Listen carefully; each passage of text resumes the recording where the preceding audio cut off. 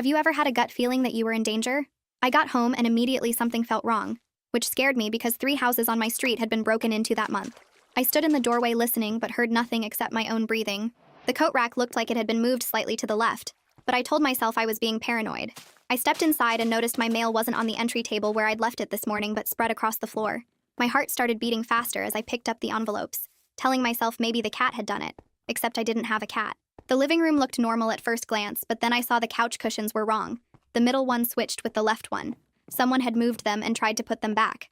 My mouth went dry as I walked further into the room and saw the TV remote on the coffee table pointing the wrong direction.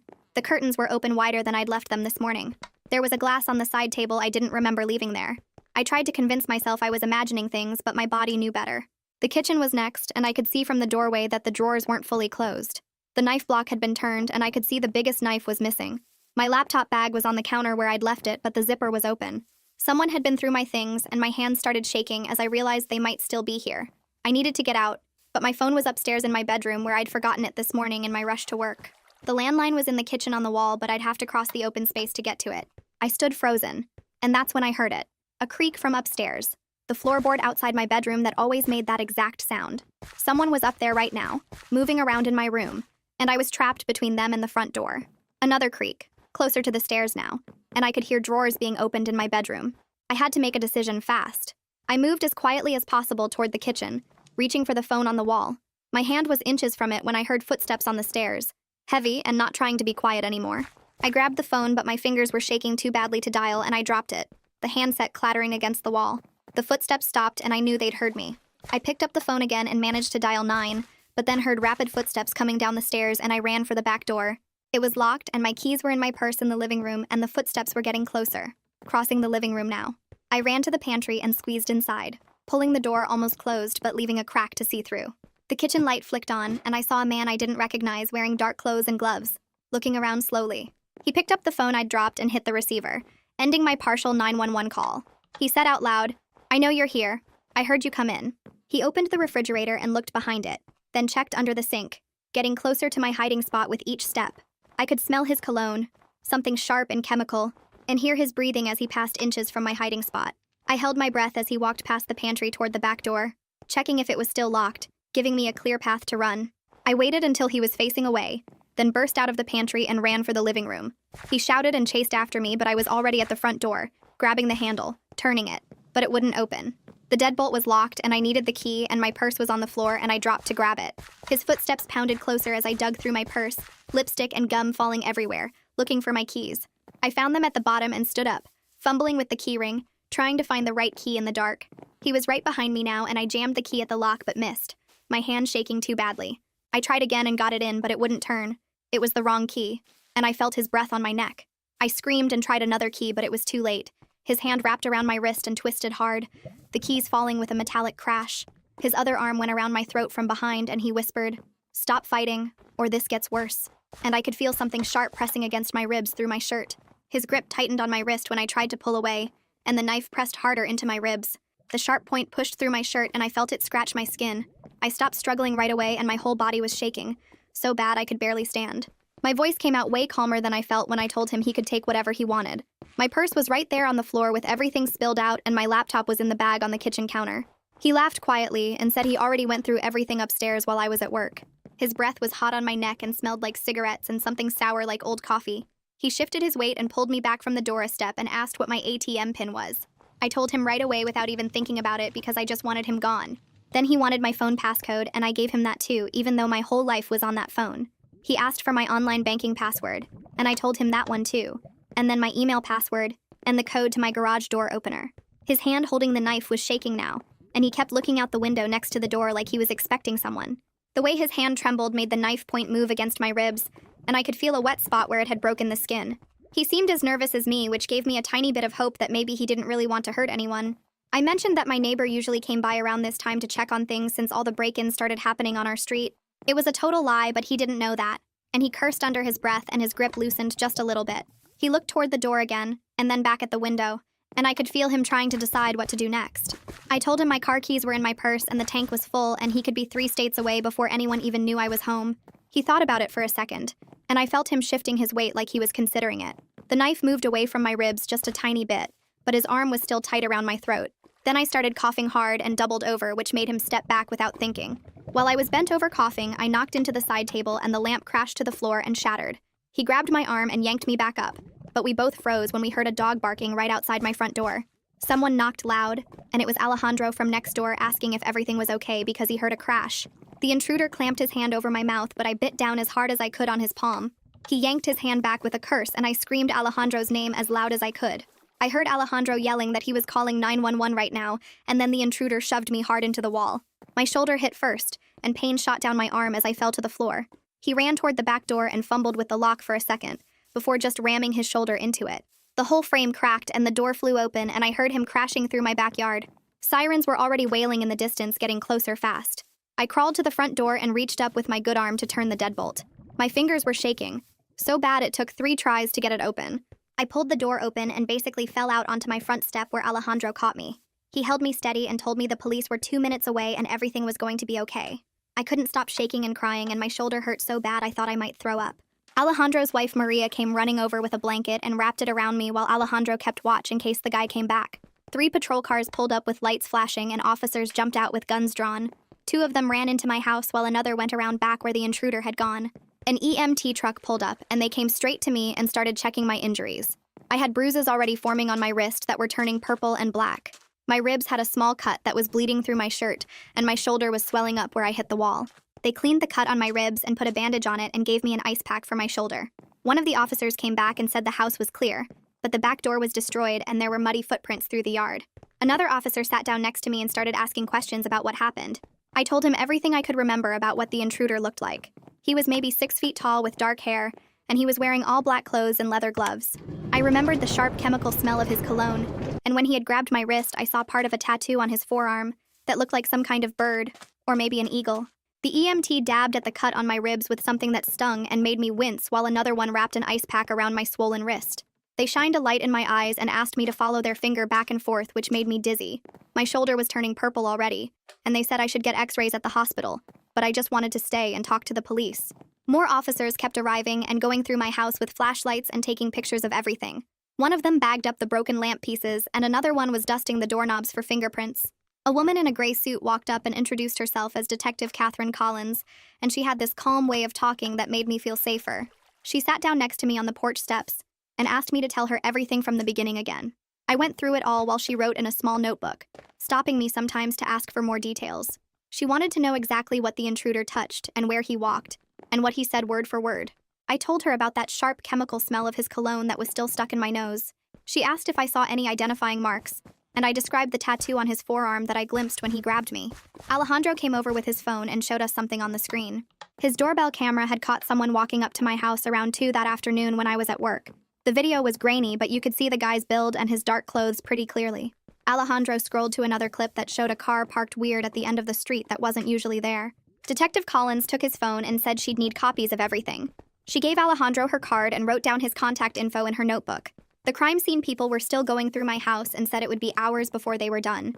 I couldn't stay there anyway with the back door busted open and knowing he'd been through all my stuff. Alejandro's wife Maria said I was staying with them tonight and wouldn't take no for an answer. Detective Collins said that was a good idea and gave me her card with her cell number written on the back. She said someone would call me tomorrow about getting my full statement at the station. I went inside with an officer to grab some clothes and my phone from upstairs, but everything felt wrong and contaminated. My bedroom drawers were all pulled out and my jewelry box was dumped on the bed. I stuffed some clothes in a bag without really looking at what I was grabbing. At Alejandro's house, I sat on their guest bed and finally called my brother Nathan, who answered on the second ring. I started crying as soon as I heard his voice and could barely get the words out about what happened. He said he was getting in his car right now and would be there in 3 hours no matter what. Maria brought me tea and sat with me while I called my boss to say I wouldn't be at work tomorrow. I lay in their guest bed staring at the ceiling and jumping every time the house settled or a car drove by. Around 4 in the morning, I heard Nathan's car pull up and ran downstairs to meet him at the door. He hugged me so tight I could barely breathe, and I started crying all over again. We sat at Alejandro's kitchen table, and I told him everything while he held my hand. When the sun came up, Nathan drove me back to my house to meet the locksmith he'd already called. The guy changed every lock and installed new deadbolts that you could open from inside without a key. Nathan ordered security cameras on his phone that would arrive tomorrow, and a whole alarm system too. While we were there, Detective Collins called to tell me something that made my stomach drop. They'd connected my break-in to the other ones on our street based on the pattern and evidence. She said now that he'd escalated to violence, they were increasing patrols in our neighborhood. That should have made me feel better, but it just made everything more real and scary.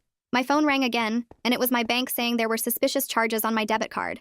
Someone had tried to use it at 3 different ATMs and a bunch of stores since yesterday.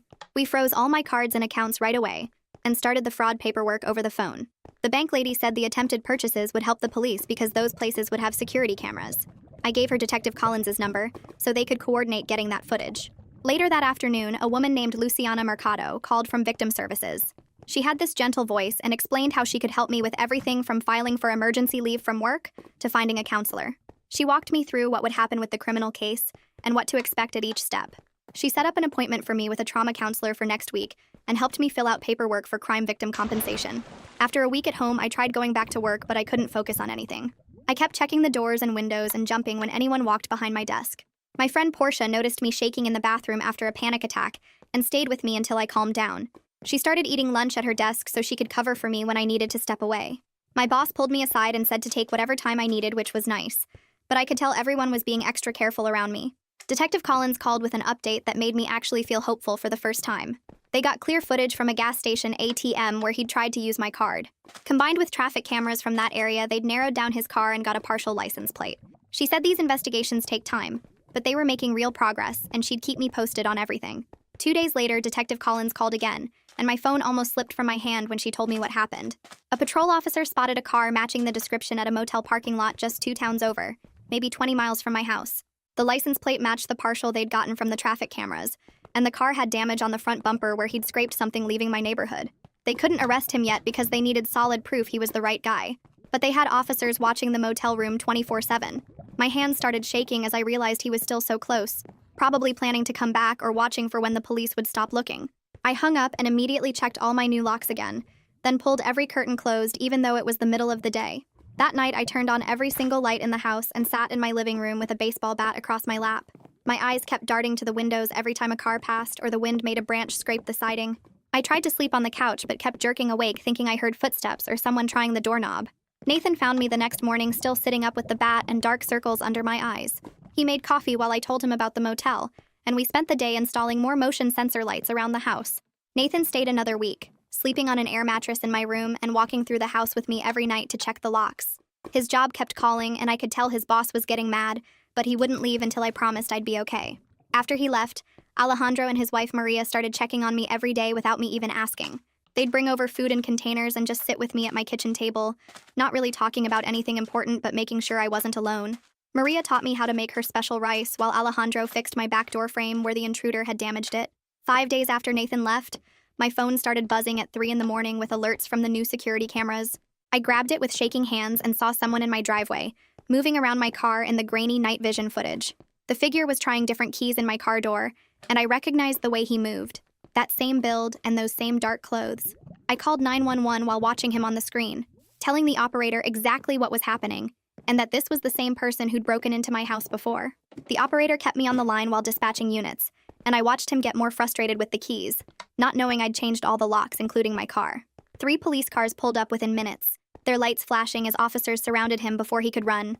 They found my stolen credit cards in his pocket, along with the kitchen knife from my house still in his jacket. The officers brought him past my window in handcuffs, and even from inside, I could smell that same sharp chemical cologne. The next morning, Detective Collins picked me up to go to the station for a lineup identification. My legs felt weak walking into the building, and she had to guide me to the viewing room. 5 men stood behind the one-way glass, all about the same height and build, holding numbers. Number 3 turned slightly, and I saw the tattoo on his forearm. Some kind of snake design I'd glimpsed when he'd grabbed me. My whole body started shaking, and I had to grab the table to stay standing, but I pointed at him without any doubt. The detective asked if I was certain, and I nodded, remembering his voice and that cologne smell when they'd brought him past me at my house. She wrote down my identification and had me sign papers while explaining what would happen next.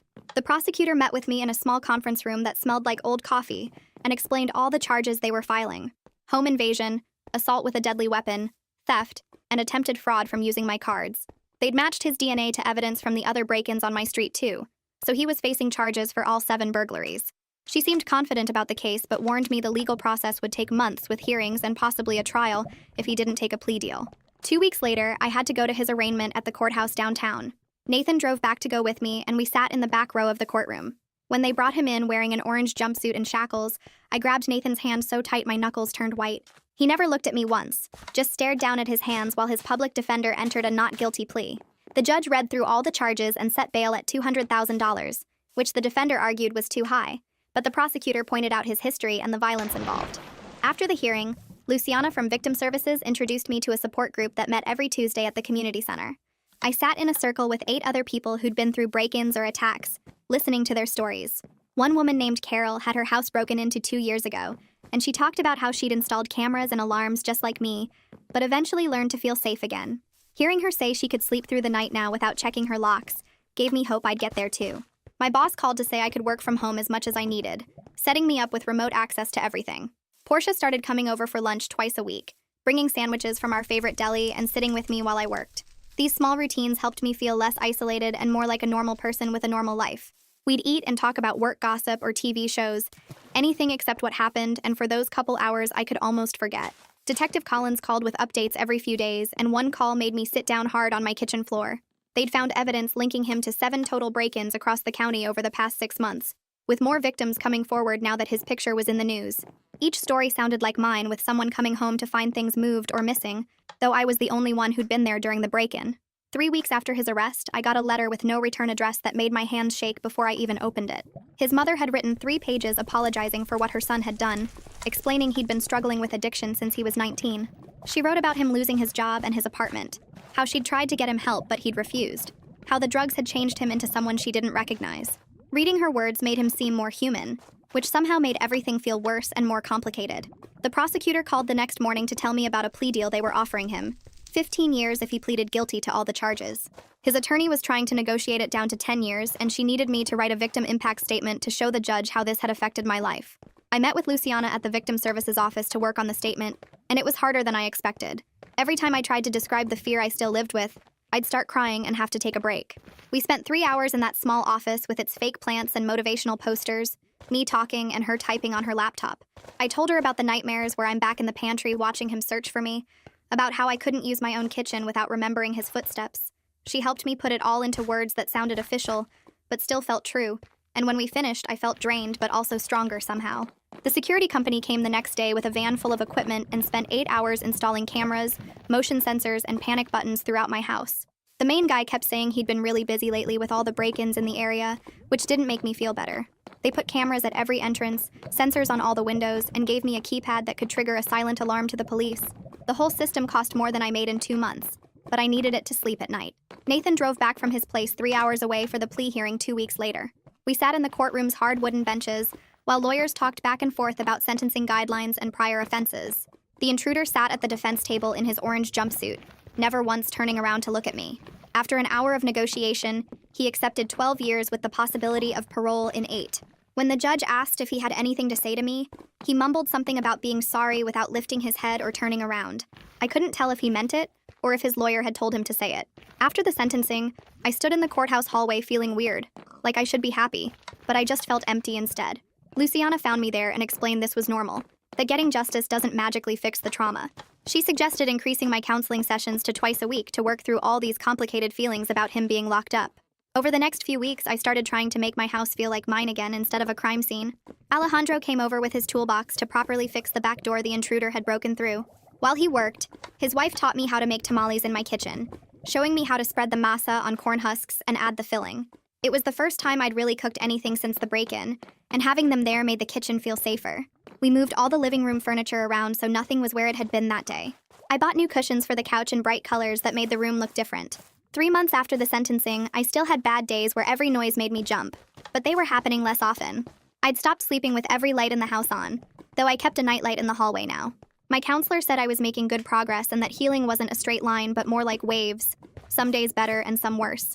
The insurance company finally sent a check after I'd filled out what felt like 100 forms and provided receipts for everything that was stolen or damaged. It didn't cover the full cost of my laptop and jewelry, but it was enough to help with the security system bills. I used part of the money to sign up for a self-defense class at the community center. The instructor was this small woman who showed us how to use an attacker's weight against them, and practicing the moves made me feel less helpless. Portia kept asking me to come to happy hour with our coworkers, and I kept making excuses until finally I ran out of them. I only stayed for an hour at the bar, nursing one drink while everyone talked about normal things like weekend plans and TV shows. My coworkers seemed relieved to see me acting more like my old self, though I caught them watching me carefully when they thought I wasn't looking. It felt good to be around people talking about regular stuff instead of trauma and court dates. A few weeks later, Alejandro knocked on my door with a clipboard and a plan to start a neighborhood watch program. He'd already talked to most of the families on our street and wanted me to help coordinate the meeting since I worked from home now. At our first meeting in his garage, 12 neighbors showed up with notebooks and worried faces. Listening to them talk about their own fears and close calls made me realize how much the break-ins had affected everyone, not just me. We set up a phone tree and a schedule for people to walk around the neighborhood in pairs during the evening. Working on something that helped protect all of us made me feel less alone and more connected to my community than I ever had before. 3 weeks later, I got an official letter from the corrections department that made my hands shake as I opened it. The intruder had been transferred to a state facility with addiction treatment programs as part of his sentence. I stared at the paper for a long time, part of me hoping he'd get help while mostly just wanting to never think about him again. When I told Luciana at our next session, she said both feelings were totally normal and didn't make me a bad person. The weeks turned into months, and slowly things got easier, though progress wasn't a straight line like I expected. Some days I'd feel almost normal. Then a car backfiring would send me into a panic attack in the grocery store parking lot. I kept going to counseling twice a week, and Luciana taught me breathing exercises that actually helped when my heart started racing. 6 months after the attack, something amazing happened that seemed so small but felt huge to me. I slept through the entire night without waking up once in panic, without checking the locks, without any nightmares. I laid in bed that morning just enjoying the feeling of being rested for the first time in half a year. Nathan called that afternoon to check in like he did every week, and I could honestly tell him I was doing better. He sounded so relieved and said he'd been worried about me but didn't want to push too hard. Around that time, Portia started mentioning this guy from her gym who she thought I'd like. At first, I shut down every suggestion of meeting him, but she kept bringing him up casually without pressure. Finally, I agreed to meet him at a coffee shop with Portia there too, just to get her to stop asking. His name was Jaden, and he was patient with my need to sit facing the door and didn't ask why I kept checking my phone. We met for coffee again the next week, then lunch at a busy restaurant where I felt safe with all the people around. He never pushed for anything more than public meetings and never made me feel broken for needing things to go slow. When I finally told him about the attack after our 5th date, he just listened without trying to fix anything. 4 months into dating Jaden, I got a thick envelope from the State Victim Compensation Fund. After mountains of paperwork and documentation, they'd approved my application for counseling costs and lost wages from work. The check wasn't huge, but it lifted a weight off my shoulders to not worry about therapy bills anymore. I sat down that night and wrote thank you cards to Detective Collins and Luciana for helping me through everything. Detective Collins wrote back saying she was glad to see me doing well and that my case had helped them solve several others. A year after the attack, I made a decision that surprised everyone, including myself.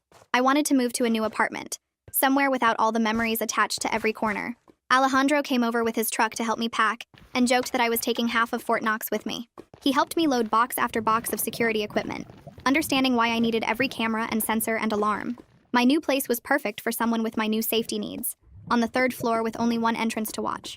The windows had proper locks that actually worked, and bars that could be removed from inside in case of fire. I spent the first weekend painting the walls bright yellow and green, colors that made me happy every time I walked in. I hung plants everywhere, filling the windows with green leaves that made the space feel alive and growing.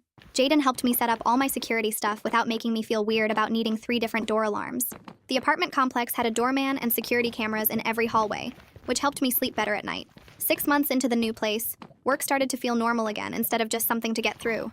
I led a big project that landed a major client, and my boss called me into her office, not to check if I was okay, but to offer me a promotion. Portia took me out to celebrate at our favorite restaurant, and we talked about normal things like her dating disasters and vacation plans. The attack felt like something that had happened to someone else, some other version of me from long ago. 2 years after that night, my life looked completely different, but in ways I couldn't have imagined. I checked my locks automatically but didn't think about why anymore, just habit like brushing my teeth. Sometimes I'd see someone who looked similar to him and my heart would skip, but then I'd breathe and move on with my day. Luciana had suggested I might want to help others going through what I went through, so I started volunteering with victim services. Every Tuesday night, I'd sit with someone in a hospital room or police station, being the person I'd needed when everything felt impossible. My life wasn't the same as before, but it was mine again, built stronger in all the broken places. Hey, thanks for letting me wander through all this with you today. That was a fun ride. I really appreciate you sticking around. I'll see you next time. If you made it to the end, drop a comment. I love reading all your comments.